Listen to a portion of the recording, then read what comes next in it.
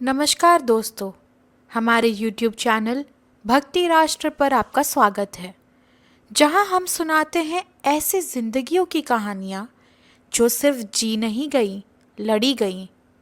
आज की कहानी किसी देवी देवता या किसी राजा या योद्धा की भी नहीं। ये कहानी है एक कलम की, जिसने अपने ही खून से स्याही बनाई और रिश्तों, समाज और इतिहास सबसे सवाल किया।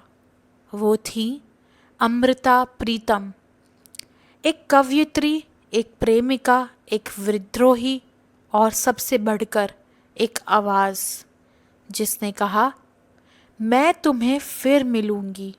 कहाँ, कैसे, पता नहीं, पर जहाँ भी आत्मा सच्ची होगी मैं वही हूँ।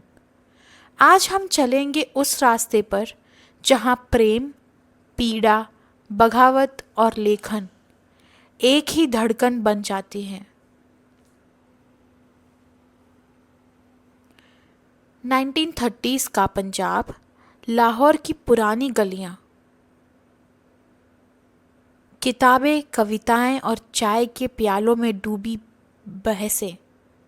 यहीं पली बड़ी अमृता कौर, एक शांत सी लड़की, आंखों में लंबी सी सोच।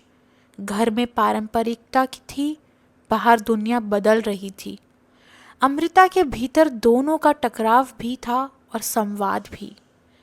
वो लड़की स्कूल से लौटकर डायरी में लिखती, कुछ पंक्तियाँ अपने बारे में, कुछ माँ के बारे में और कुछ उन चुप लोगों के बारे में जिनके पास कहने को बहुत था पर सुनने वाले कम। उसने बहुत जल्दी समझ लिया, जो नहीं कहा जा सकता वही तो लिखा जाता है, और शायद यही समझ उसे अमृता प्रीतम बना गई। वह लेखक जो प्रेम को अनुरोध नहीं, सवाल की तरह लिखती है। प्यार अमृता के लिए पूजा नहीं था, वो सच था।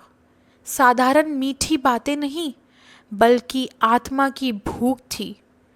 उसके जीवन में एक नाम अक्सर फुसफुसाहट में आता, साहिर। साहिर की कविताएं सिगरेट का धुआं, अमृता के कागज, उनके शब्द, सब में एक सी लकीरें।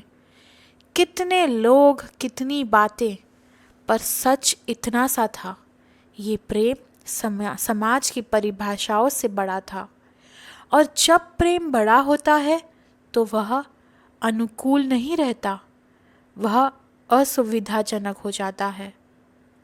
अमृता उस असुविधा से भागी नहीं, उसने उसे भाषा दे दी। लोगों ने कहा, ये स्त्री मर्यादा तोड़ रही है। अमृता ने जवाब दिया, मर्यादा वह होती है जो मनुष्य को खड़ा रखे, और जो झुकाए वह सिर्फ डर है। यहाँ से अमृता की कलम में आग आ गई।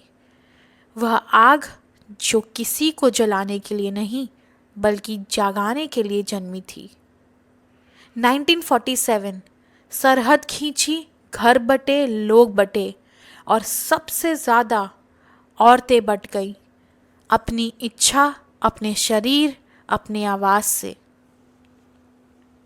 अमृता की रगों में यह दिखावा नहीं उतरता। कविता उसकी सांस बन गई। वह सड़क पर खड़ी होकर एक ही नाम पुकारती, वारिस शाह। आज वारिस शाह से कहो, अपनी किताब का एक नया पन्ना खोल और पंजाब की हर बेटी का नाम लिख। यह अज आँखा वारिस शाहनू का समय था। इतिहास के गले पर कविता की उंगली। अमृता ने विभाजन को आंकड़ों में नहीं, एक स्त्री की आंख से देखा, और यहीं से उसकी कविता महिला होने की राजनीति नहीं, मानव होने की सच्चाई बन गई। वह लिखती, मैंने सरहदों को नहीं, आंसुओं को पार किया है।